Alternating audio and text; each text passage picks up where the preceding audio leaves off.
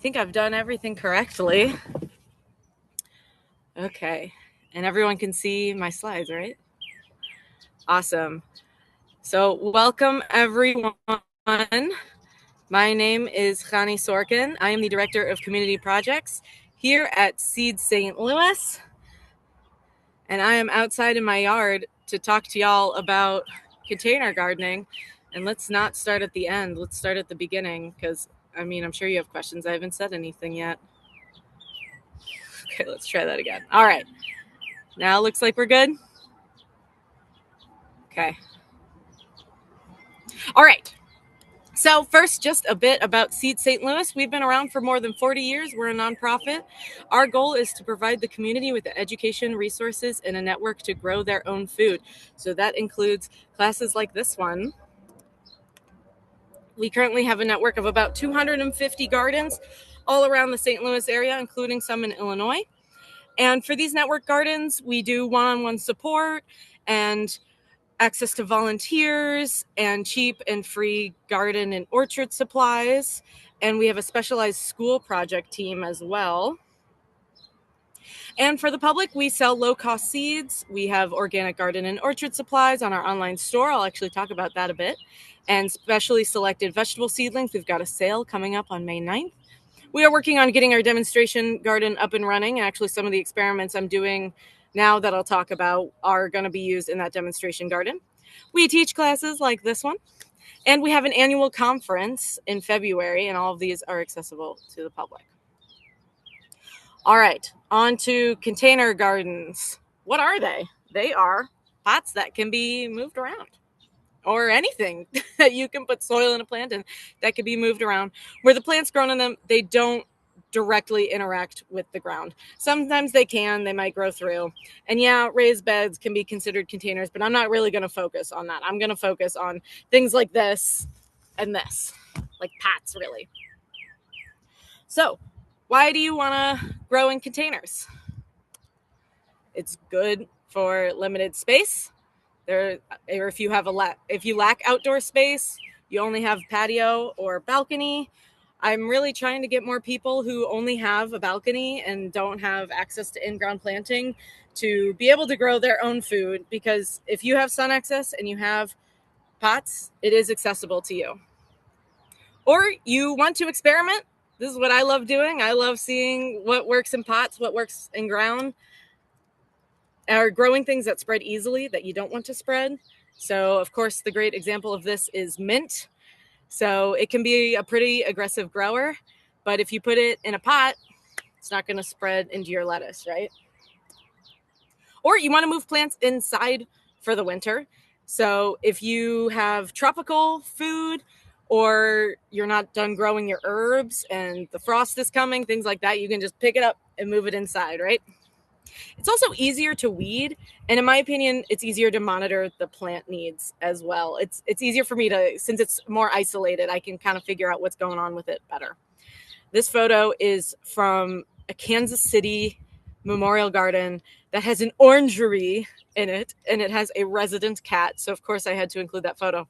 So that's, just over in Kansas City, pretty much same climate as us, and they have citrus on their trees, and they're grown in containers, and they bring them inside. Oh yeah, and they can also prevent like some mammals from getting to them. So if like squirrels can still kind of climb up it, but bunnies tend to leave a lot of my containers alone. And it kind of depends on how tall it is. If you have a dog, might leave it alone more if it's in a container versus in ground. All right, some pros and cons. Pros, it is typically less weeding. Like, if you're planting like I did, I just dug up my grass and threw some pea seeds and lettuce seedlings in there, right? Like the grass is still growing in it. But if you take a container and pour fresh soil into it, hopefully it doesn't have any weed seeds in it. And some are going to blow around. It's going to happen. Like weeding is totally just part of gardening. You always got to expect it, right? But it is a little bit easier, especially if you have grass. It's really the grass. And organization, you can pick them up and move them around. You can clump things together easier. They can be moved if needed. Like I was talking about, you can bring them in winter, or if I don't know, a tree came down and now you have more sun in your yard, you can move them over there. You have more control over the soil and fertilizer. Here in St. Louis, we tend to have pretty clayey soil, and a lot of our gardens and orchards are in like old house lots. So it's pretty rocky soil, and it can be hard to plant in. So you can bring in your own container. And some cons: it is less efficient use of space. Like the pots take up space. So yeah, you can fit more plants if you're doing in-ground planting. Sorry. And you need to buy pots and or go dumpster diving for pots, or go to big box stores. A lot of times they're tossing out old pots, but you need to have them. And you need to add nutrients to the soil. So often it's more than in-ground planting. So the ground has like the whole earth's crust, right? Like you got that whole ecosystem in there. Like this pot, like there isn't much in there, like it is not nearly as deep as the soil in my yard. There's not as much stuff going on, so you have to add more nutrients, and it typically needs more water. So like the basil grown here in this pot is going to have a smaller root system than one in ground, because it just would have more space in ground, right? So it can access more water, and a lot of times water is stored in a greater spot like in the ground. And it may limit the size of some plants. So like this basil, if I kept it in this 4-inch pot, that's going to be way smaller than the basil that's planted in ground. Again, it has all that root space, right? So some plants might be kind of stunted if you put them in a pot, even if it's in like a quote big enough pot. Okay, so container necessities. Of course, you need sunlight, soil, water, and nutrients, the appropriate pot, and the appropriate type of plant for containers. And we're going to go over all of these. So first, the sunlight. There's that orangery in Kansas City. So you can see all those are container citrus trees. So pretty much all edible food plants need full sun. I like to say at least 8 hours. And that's like direct sunlight hitting the plant. There are some plants that don't really need full sun. Like I think some herbs would do okay without full sun, and things like gooseberries and currants, those like they just do not like being in full sun. When I've grown them in containers out of they just don't like it. And so I'm experimenting this year. I'm gonna put them more in the shade, but pretty much all of them, they need sun. And just be aware of things shading the pot. So, if you're out here in winter, like my neighbor's tree doesn't have any leaves on it, there's more sunlight coming through. The sun's at a different angle. So just think about things that might be shading it. And then if you're growing giant things, think about what you could be shading. And that could be a good thing. And be careful of sunburn if plants weren't previously grown inside. I will go over this a bit later, but just so you know, it can be pretty tricky if you're moving things outside. Plants can get sunburnt even if they're full sun plants. Okay, so the soil. So in general, you just need a well-draining, rich soil with something like bark or perlite to add aeration. There's not like one perfect recipe for everything. A lot of the edible plants that I grow, I do use the same recipe for, and the flowers as well. It's really kind of just things like this prickly pear and like lavender that I like adding a little bit more drainage into. And also every single person that you will ever talk to in your life is going to have a different soil mix, right? And they could all work great, but here's mine. So I do something like 3 to 2 to 1 of, I do cocoa coir. You can get that from our online store. It's $5 for this compressed brick, and then you add water and it expands and it fills about 3 gallons. I use a 5-gallon bucket.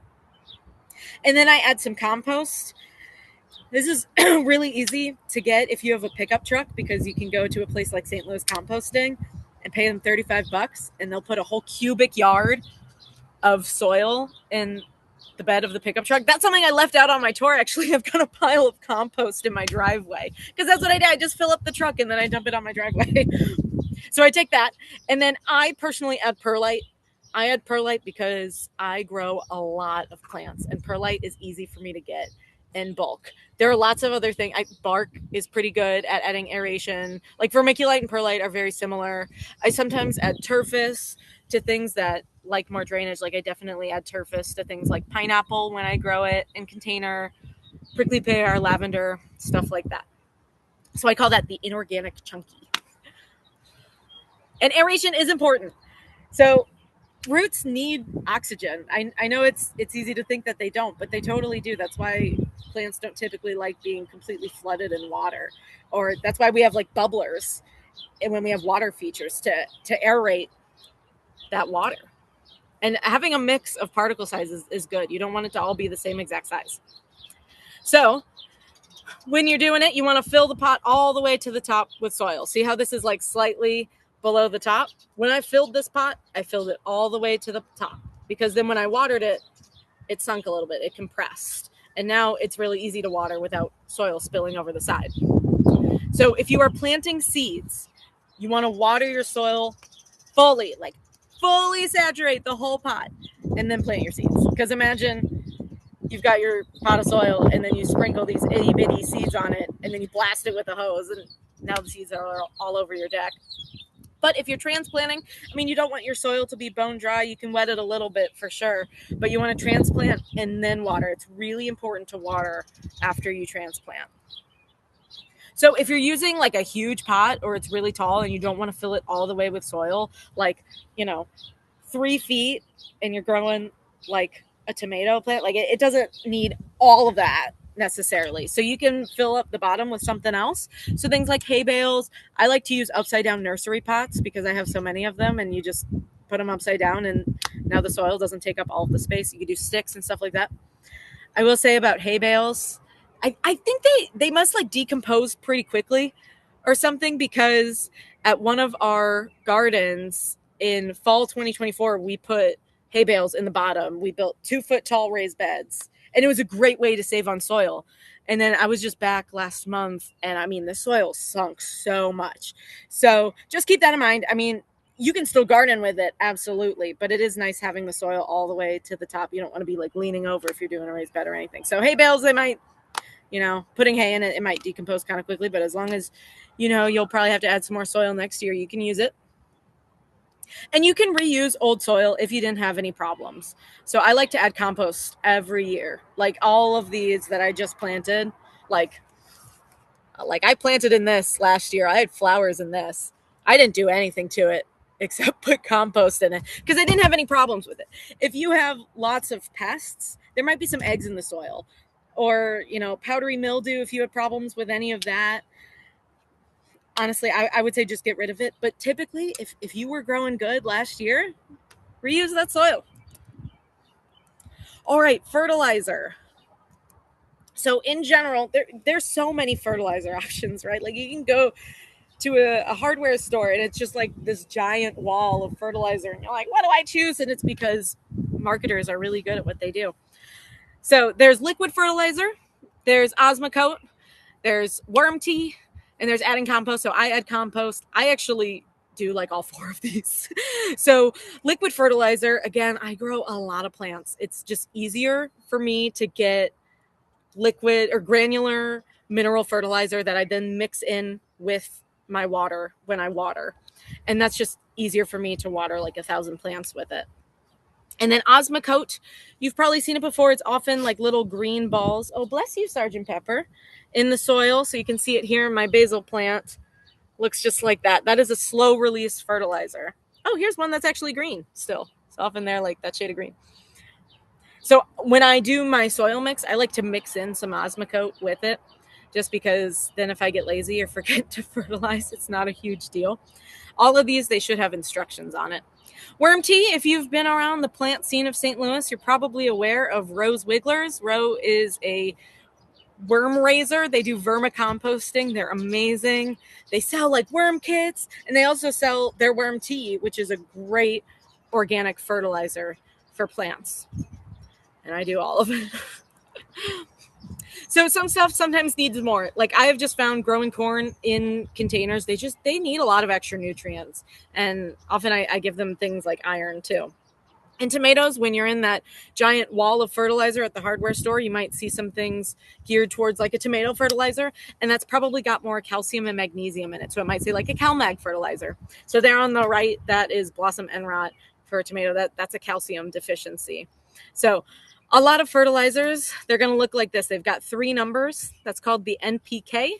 So 15, 16, 17, for example, is the percentage of the nitrogen, phosphorus, and potassium. Those are macronutrients that plants love to have. They often have a lot of the other micronutrients as well. But those 3 numbers are kind of like the big ones.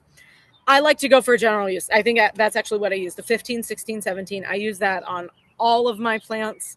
Again, just because it's easy. You can absolutely get like specialized fertilizers. There are some things that like promote fruit production and stuff like that probably just has like a little bit of higher levels of stuff. But a general even number about 15, 16, 17, like I see 888 a lot too. That'll all be great. And just follow the instructions. So all of them are going to have how much fertilizer. So whether it's like tablespoons of the granular fertilizer that you mix in with your water, or it's Osmocote, it'll say like a few tablespoons per like, I don't know, square foot or something like that. Not even that much. They should all have instructions on how much to do. You can do fertilizer burn. Like you can put too much fertilizer. You are not going to cause fertilizer burn with like compost, probably not even worm tea, but some stuff like liquid fertilizer, maybe even Osmocote, you can cause fertilizer burn. So, and that'll affect like the plant's ability to take up water. It'll raise the salts too much in the in the soil, and it's going to affect its ability of the roots to take up water. So just plan on fertilizing all of your pots, even if it's just with compost. Honestly, most of the time, this outdoor stuff, I really just do compost. And sometimes, every once in a while, if I remember, I'll fertilize with the liquid fertilizer. And listen to your plant. It'll tell you, hey, I need more nitrogen. I'm turning yellow. Give me some nutrients. Okay, watering. Consider your water source. I grow no plants on that side of the house because my hose is over here. And yeah, I could drag it over, but I don't want to. And you might not want to either when it's August and it's 110 degrees out and your basil is wilting. You might not want to be outside either. So just think about where your water is. You can use sprinklers and irrigation systems. You can set up timers, stuff like that. So you want to water when dry. This is just like a really good, honestly, for like a lot of plants, is just water when it's dry.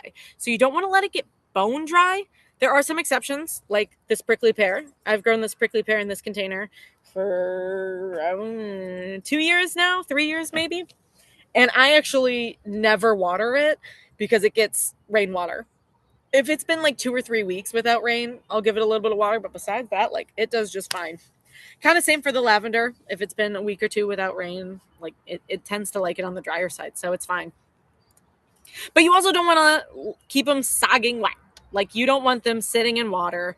So if your pot comes with a saucer attached, just be aware, especially if it's outside, that rainwater is going to fall and collect. And now your plant is sitting in water and it's going to drown. It's going to get root rot. It's going to be unhappy. There's no oxygen in there now because it can't get to it. It's full of water. It's fully saturated. So if you are using saucers, you want to fully water your plant. And so water will be running out. Water will be in the saucer. And then just let it sit for about like 20 or 30 minutes. It might reabsorb some. After that long, just dump the water in the saucers. Don't let it sit in water. And this is why drainage is important. If any of you has taken one of my classes before, always have drainage in your pots. Okay. Did I get that in your head yet? If not, I'm going to talk about it more later. And aim for consistent watering. So it can be kind of difficult sometimes. You might be really busy one day, but you really don't want to do like the 3 days of no water and then watering it every day for 4 days and then back to a week of no water. Like typically plants like that consistent watering. They like having, you got to reassure your plants. They want to know that they're going to get water. They like a consistent watering schedule. And water it fully. I want this whole soil column to be completely saturated with water. When you water this should be dripping with water. Everything in here should be wet. And that is because if I only gave it like a little tablespoon of water right there at the stem, well, the plant or the roots way out here are going to be like, what are we even like doing out here? Like there isn't even any water. Or it won't even grow out there because it's like I get all the water right here and there's no water over there. So fully saturate it. And plants with lots of leaves, they use a lot of water. I keep bringing up basil. Basil's one of my favorite things to grow. This guy uses so much water. Basil loves water. But, once it gets a little bigger, like this plant, it's got a lot of foliage on it. And the soil is more in the shade, and there isn't as much um, evaporation. Of course, now there are also a lot of leaves that have more evapotranspiration, but I found that, when the soil is shaded by the plant, it holds on to water better. I don't tend to mulch or anything, any of my pots. You totally can, but it can make it harder to see when the soil is dry. So just keep that in mind. All right, plant rotation. So this is a webinar. Unfortunately, I normally like to talk with y'all. Now you just have to listen to me talk at you. So plant rotation is pretty important for things like pests and nutrients. When you do containers, like I said, you got to add like compost every year, and you got to fertilize a lot more. And I really don't think that the plant rotation is that important when you're doing like, a pot like this. Like, you're already adding enough fertilizer ideally. If you're having problems with pests and disease, for sure. And it couldn't hurt. Like, if you wanted to do a year of cover cropping, like, absolutely go for it. Do that in your pot. I don't think it holds the same importance as it does for in-ground planting, because at that point the main concern is nutrients. And because you guys are so on it, that's not going to be a problem for you anyway.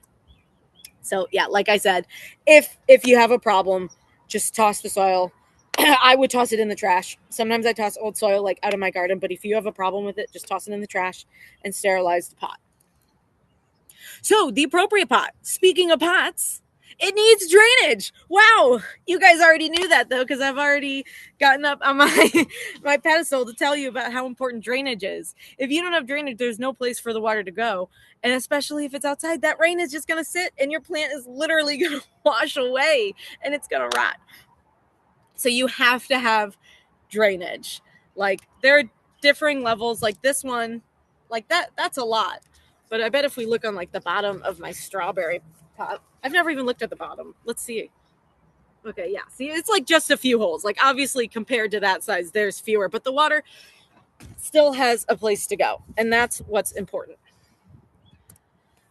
Unless, all right, I'll step down. Unless you're growing water chestnuts. Those like to be flooded. Or I guess like rice, things like that. They like to be flooded. So we grow water chestnuts here at Seed St. Louis in kiddie pools. And I will be trying it this year, but I got my kiddie pool from the side of the road. So mine actually does have drainage because it has a bunch of holes in it because it's broken. But theoretically, you can use a fully intact like kiddie pool or any sort of container to grow your water chestnuts. And you pour water on. There's like literally water sitting on top of the soil when you grow water chestnuts. Okay, moving on. You always need drainage except for that. So besides that, you can use anything that holds soil. You got your standard garden pot. You've got grow bags. I've got a grow bag over here. They often have handles, which is really great if you want to move them. Reusable bags. I've seen people use like literal paper bags from Trader Joe's.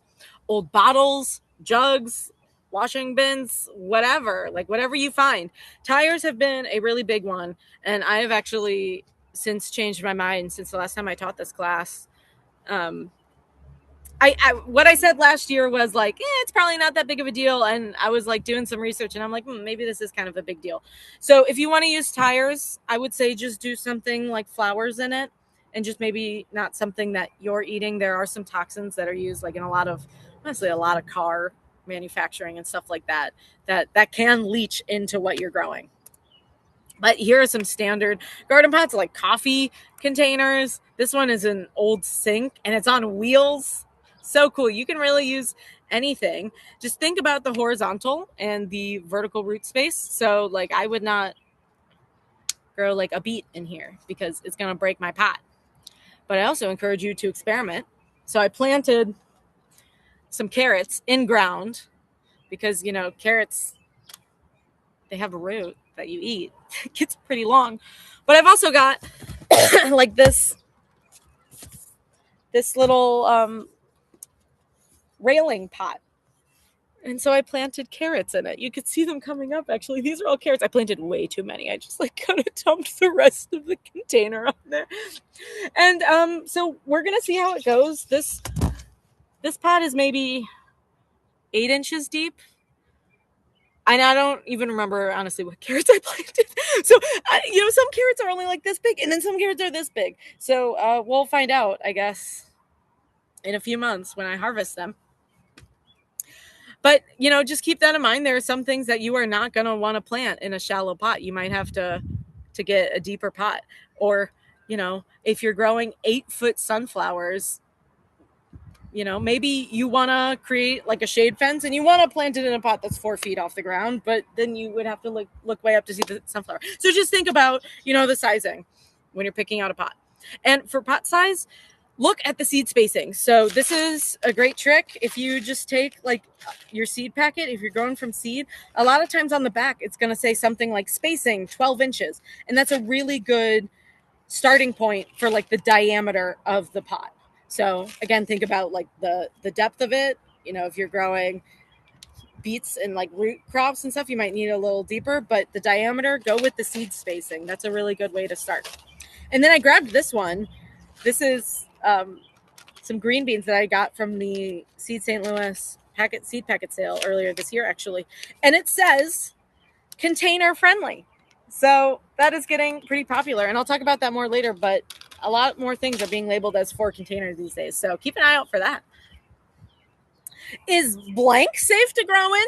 You might ask me. Maybe. I included this because I think it's really easy to take a look around and see all of the toxins everywhere and all the poisons that are all around us, that we're breathing in, that we're eating, that we're touching, all of that. And I think it can be really scary. And I think there are definitely things that you don't want to grow in. Like if you're like, my car just died, I'm going to plant cabbage in its oily old engine. Like, probably not.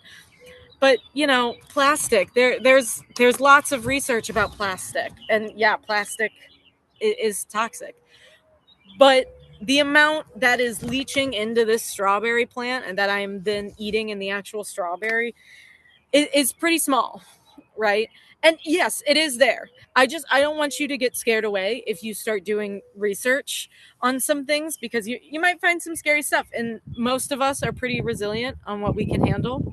And the unfortunate truth is that there's a lot of stuff everywhere, and we can't like 100% avoid plastic. So actually this one is like a metal pot. So, at first glance, that might be great. Hey, it's not plastic, it's metal. But like, I have no idea where this metal came from. This pot came with the house, right? Like, this could be from like an old oil manufacturing facility. I have no idea. I don't want you to get spooked. I think it's totally good to do your research. There are definitely some things that are toxic that would leach into your plant that you would then eat. Like, absolutely. But a lot of them, like a lot of the standard stuff, is going to be okay. Okay. So now some great container plants. Tomatoes and peppers. I have always had luck with these. I always do tomatoes in containers on my deck, and a lot of times they have like, there's literally a tomato called tomato patio hybrid. So a lot of times they'll have a specific container variety. Herbs, like so many of these, they just do so great in containers because they don't typically need a lot of root space, and what you're eating is like the leaves, and you can just cut them and they'll grow back. So unlike an apricot tree, you don't need it to get 15 feet tall. Basil, of course, is my favorite. I actually have no idea what happened to my basil plant. I think I knocked it over. Oh, here it is. Okay, good. Basil. I always grow basil in pots. Thyme, oregano, rosemary. Rosemary is really fun to do in pots because you can grow it like a topiary because it gets woody. So if you put it outside in the summer and really let it grow, you can train it, you can prune it. I mean, literally, like I've done like snowman shapes. They're really fun. And then you can bring them inside in the winter. I hear every once in a while for people that it is cold hardy and they can plant rosemary in the ground, but typically not here yet. And then lavender, this also, as I showed you earlier when I was giving you the tour of my overgrown yard, lavender does great in pots, in ground. You can bring it inside. Sage, of course, parsley, and mint, like I mentioned earlier, it helps prevent spreading and taking over your yard. And tubers and underground plants. So potatoes, I did potatoes last year. I actually was not that happy with the potatoes in my container. I'm curious if anyone else had experience with that. I would love to know, pop it in the chat or the Q&A. I want to hear about it. I mean, I didn't do, I don't know, I'm looking at the pot. It was this pot actually. This one here that now has a single garlic. I did it in that one. So it's not like the deepest pot. And I wasn't expecting to get 15 pounds of potatoes, but I was really just like, meh about it. So I didn't do them again. But I've done radishes and beets in containers, and they actually do very, very well. Onions as well, as long as you give them enough space, they can take off.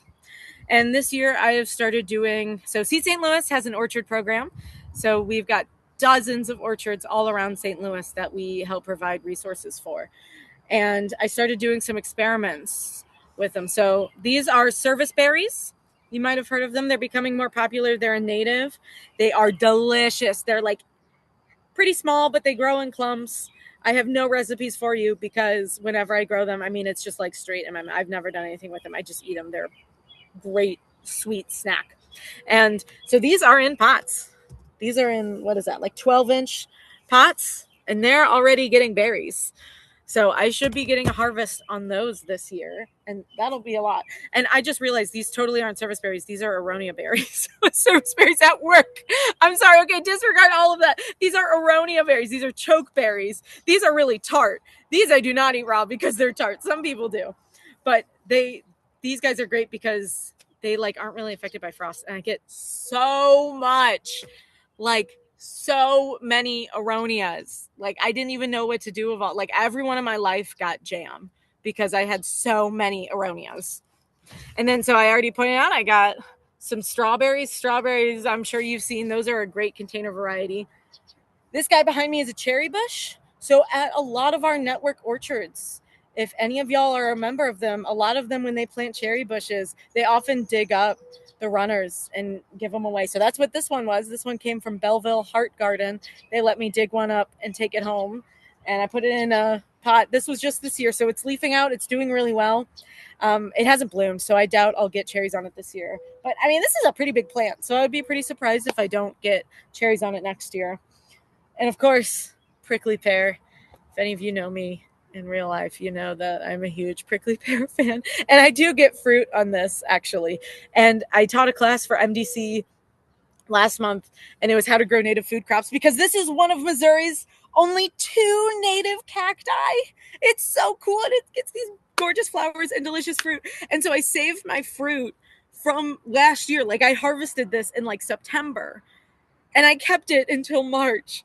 And so the people who attended the class and we all cut them open and tried them just to see if they were still good. And they were delicious. So grow prickly pear, because now you can have fruit year round.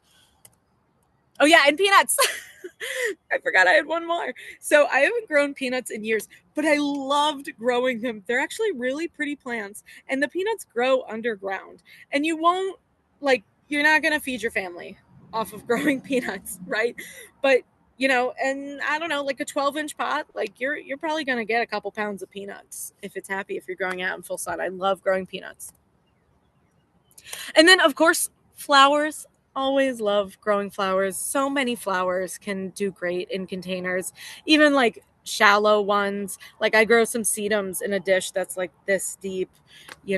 Most of them are pretty resilient and they can handle it. Leafy greens, in this cooler weather. Well, I say cooler, I'm out in the sun. And vining plants, if you have a trellis, you can do cages, fences, ladders, poles, chicken wire, bamboo stakes, anything you find that the plant can climb on, you can use as a trellis. So things like peas and beans, you could totally do in a container. And then, of course, tropical fruits and citruses. All of the citrus that you can grow, you can get fruit on if you bring it inside in the winter. So you can get oranges and lemons and limes and stuff. Just put it outside. Probably around now. Actually, typically I say wait until Mother's Day, but it's been so warm. If it starts dropping below 50, I would bring it in. And it's got a pretty long growing season. You bring it in like October or November. As long as you give it some good light in the winter. Our winters are really gloomy and stuff. So it typically needs a grow light. But they bloom and they get fruit. There is one species of hardy orange called the hardy orange. And it is a beautiful plant. It is thorny, but it's pretty cool. It's got really good leaves, and I don't know, it can be kind of squiggly sometimes. And then the oranges themselves are super bitter. So I would not like grow it as a snack, but if you like making jams and jellies, you can plant this thorny hardy orange in ground and get fruit on it. So transplanting. So typically you want to plant it deeper than the original container.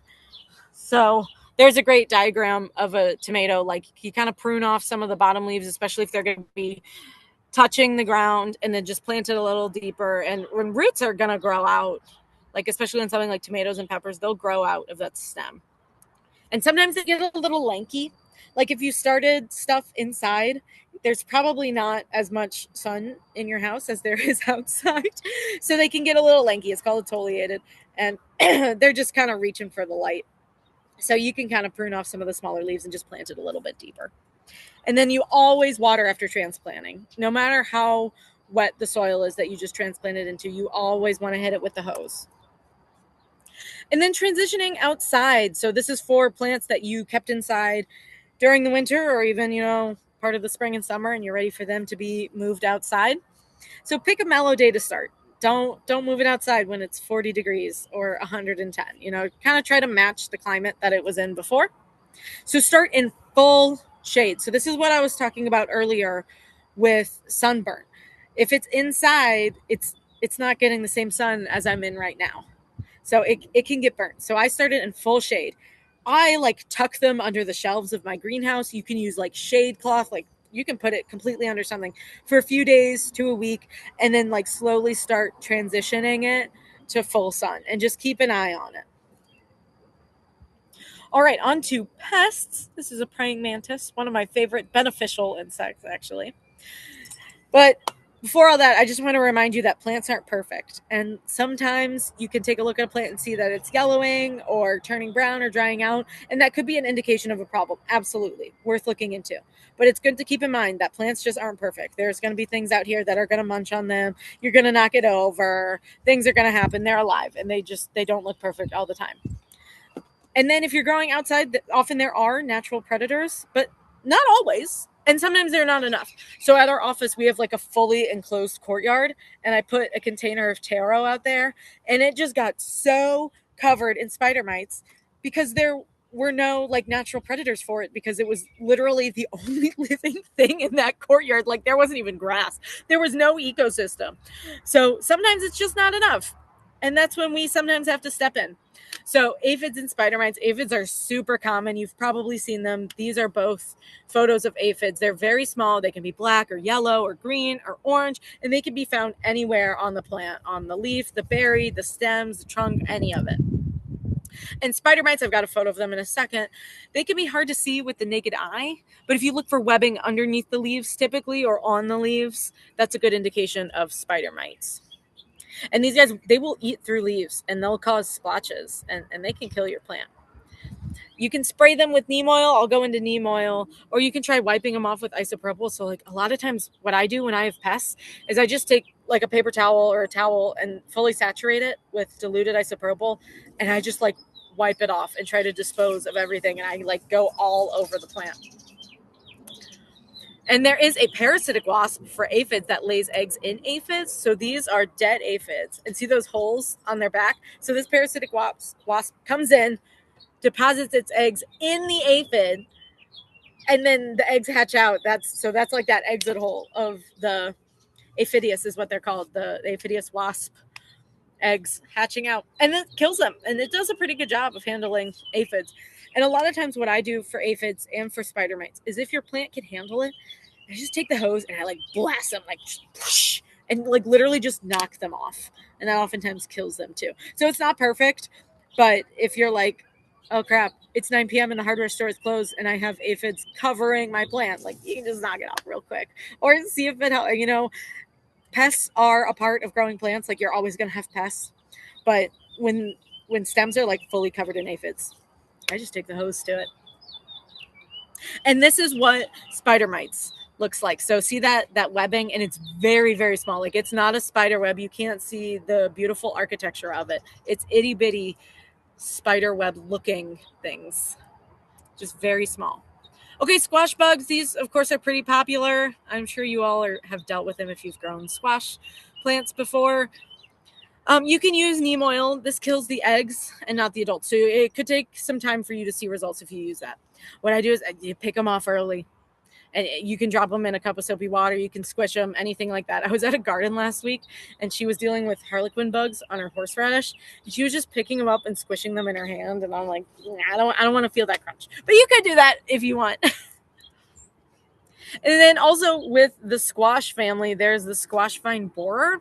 It's these eggs laid by a moth, like in the stem of the plant. And then the grub, when it hatches, like eats through the stem. So especially, I mean, imagine growing pumpkin. Like, if y'all have done it before, like it can take over. Like, sometimes you plant pumpkins and you can't even see where the stem is because it's so dense. So it can be really hard to notice until it's too late. And kind of once they're in there, like you can try to physically remove those grubs, but just keep an eye on it, and it might be a little too late. The best prevention is kind of covering the soil around the plants. Try to keep that moth away. The tomato hornworms, I don't see these too much, but they're so chunky and cute looking that I'm going to include them just in case. So it's these fat caterpillar looking things. They're up to 6 inches long, so they can get big. And they will eat all of the leaves on tomato plants. And when I say all of the leaves, I mean all of the leaves. They will leave the tomato plant completely bare. But there is a parasitic wasp also for these guys, and they lay the eggs on the back. So that's what that photo is, the eggs of the parasitic wasp. Kind of same thing for the squash bugs as this guy, like pick them off when you see them and kill them. So mildews and fungus, this is pretty common. It's pretty humid in St. Louis summer. Especially, I see a lot of it in squashes. I think maybe because it just grows so dense. Like, there's not a lot of airflow through there. So you can help avoid it by just not watering the leaves. Like, try to keep it at the base of the plant, in the soil itself. And just make sure there's good airflow. Airflow is a totally underrated need of growing plants. It's so important for plant health and to keep fungus spores out. They can't land if there's air moving. But you can spray with a fungicide or neem oil. And the mushrooms around the plants, those aren't typically a problem. So like those little yellow mushrooms, I see those in containers all the time. Powdery mildew, another type of fungus that can affect a lot of different things, mostly squash though. And it will eventually kill the leaves. So just keep an eye on it. It's caused by airborne fungal spores. So if you have, good airflow, it'll prevent them from landing on the leaf. But it is more frequent on dense plants. So, if you're growing your squash in containers, maybe don't squish them right up next to each other, spread them out a little bit. And you can treat, same as you can do it with like whey. That is a natural fungicide, or diluted milk, which whey is made from. So that'll help take care of it. Viruses are pretty hard. I don't see a lot of them, but I wanted to include them. They can manifest in multiple ways. They're spread through like insects eating the leaves and then eating the next one. Or if you have unsterile tools, if you're like pruning something and then you move to the next plant and it was infected and you don't sterilize, they can spread that way. Tobacco smokers, if you smoke cigarettes, you can spread tobacco mosaic virus. That's common on tomatoes. That's actually what this photo is of. And one time I was growing tomatoes and I had TMV before, but it just, nothing was working. Like no matter what, it wasn't going away. And we finally figured out that it was actually someone in the neighborhood spraying dicamba. And so dicamba pesticide, the damage looks really similar to me as TMV. But the good news is Healthy plants can survive a lot of infections. If your plant is getting good fertilizer, it's getting regular watering, you got it in the right size pot, it's getting full sun, it's being taken care of, they can handle it, just like us. When we're healthier, we can fight off a cold a little bit better. But they also have virus resistant cultivars that have become more and more popular throughout the years. So keep an eye out for those if that has been a problem for you. And if you do have it, just prune off those infected leaves. It might have already spread, but it's worth a shot. So now on to pest management. Wow, I'm running out of time. Neem oil, I've talked about this a lot. It's a really good like general insecticide. It comes from the neem tree. I've grown it. It's got these cute little berries and these gorgeous leaves and really interesting bark. It's a really fun tree to grow. And it kills like a lot of stuff, a lot of insects. So it is considered safe. I would not drink a gallon of it, but it is considered safe for like growing edible things as opposed to something like imidacloprid, which I would not want to eat. So it is an oil. Don't spray it above 90 degrees Fahrenheit and try to avoid flowers. For really a lot of this stuff, I would not spray or put out anything when flowers are open because it can disrupt pollinators. So BT is from the bacteria Bacillus thuringiensis. I use this a lot, though the insects, they got to eat it, but then it kind of affects their insides. Yeah, it ruptures their stomach. So I use this for like fungus gnats. So if you are growing stuff inside and you get fungus gnats and like nothing is working, try drenching the soil with BT. That typically takes care of it. Like a few applications will kill those fungus gnats because they eat it. So diatomaceous earth, these are tiny little fossils. And what they do, all those sharp edges, is it cuts them up.